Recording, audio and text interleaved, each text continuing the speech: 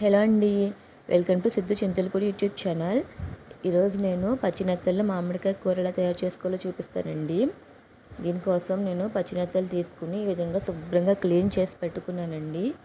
ఇవి కొంచెం టైం పడతాయి, శుభ్రంగా క్లీన్ చేసుకోండి. ఇప్పుడు స్టవ్ ఆన్ చేసుకుని ప్యాన్ పెట్టుకుని ఆయిల్ వేసుకోండి. ఆయిల్ హీట్ అయ్యాక పచ్చిమిరపకాయ ముక్కలు వేసుకోండి. ఇవి కొంచెం వేగిన తర్వాత ఉల్లిపాయ పేస్ట్ వేసుకోండి.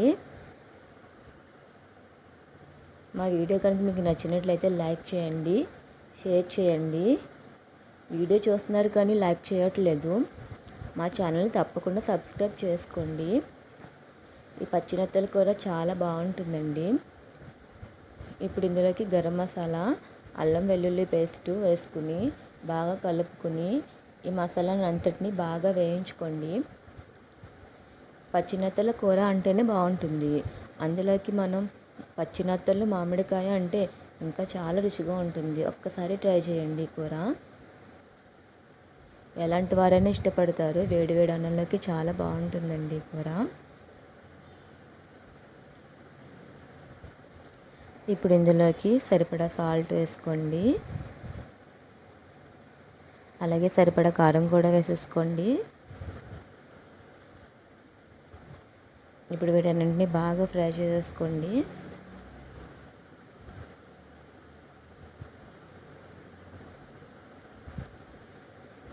ఇప్పుడు ఇది బాగా వేగిన తర్వాత ఇందులోకి క్లీన్ చేసి పెట్టుకున్న పచ్చినత్తలు వేసుకోండి. ఈ పచ్చినత్తలు తొందరగానే కుక్ అయిపోతాయండి. ఎక్కువ టైం పట్టదు, చాలా తొందరగా అయిపోతుంది కూర.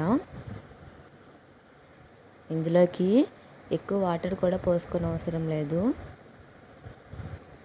కొంచెం వాటర్ పోసుకోండి.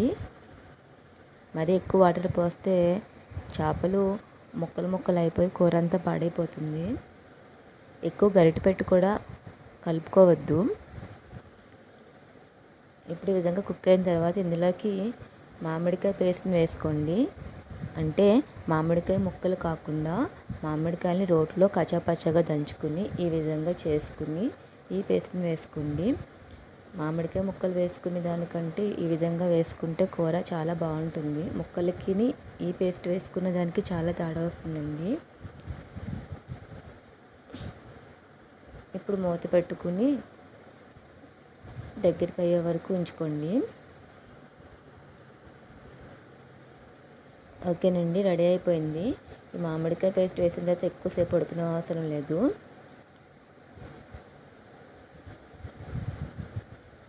ఓకేనండి, పచ్చినత్తలు మామిడికాయ కూర రెడీ అయిపోయింది. మీరు ట్రై చేసి ఎలా ఉందో కామెంట్ చేయండి.